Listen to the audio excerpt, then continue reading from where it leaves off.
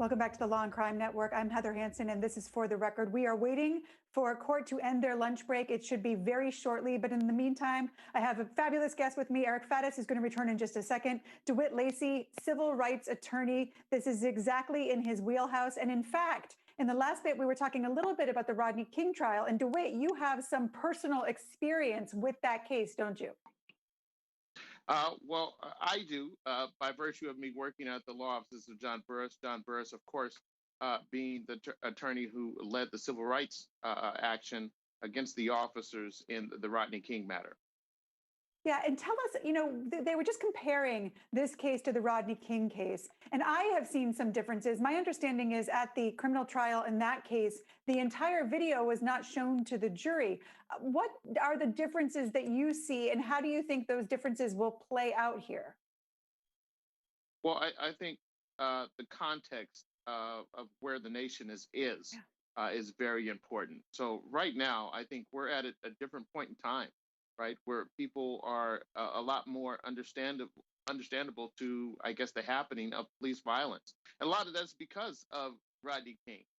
Had there not been a Rodney King, maybe there is no George Floyd, I guess, protest and or Derek Chauvin trial at all. So I think a lot of it comes on the backs of that. But also, it's the question of whether or not the force was necessary. And what we saw in the Rodney King was the continued beating of Mr. King when he obviously was not a threat.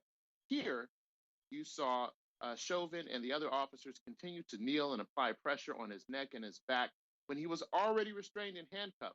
Generally, officers may have a knee on the shoulders or across the shoulders so that they can apply the handcuffs. But here, Floyd was already handcuffed. So I think there's some problems for the prosecution in the same way that there are problems in the Rodney King as far as explaining.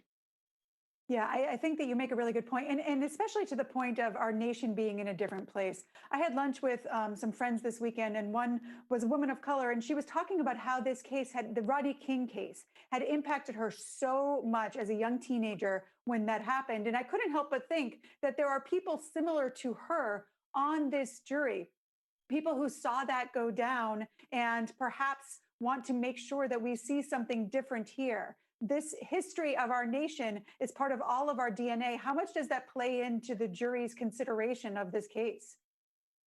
I think it is huge. I think context is everything, right? None of this happens in a vacuum. I mean, we would like to believe that, but that's a legal fiction, right? Everybody has the experience of the world that they bring into the courtroom. That is what we call common sense. Unfortunately for the defense in this circumstance, the common sense includes the knowledge of instances like Rodney King or Trayvon Martin or Eric Gardner, and the names and lists go on and on, and that is brought into this courtroom. So yeah, I think you're right. Folks want to make sure they get this right and see that justice is brought. And as much as the defense, I do think is doing making a valiant effort.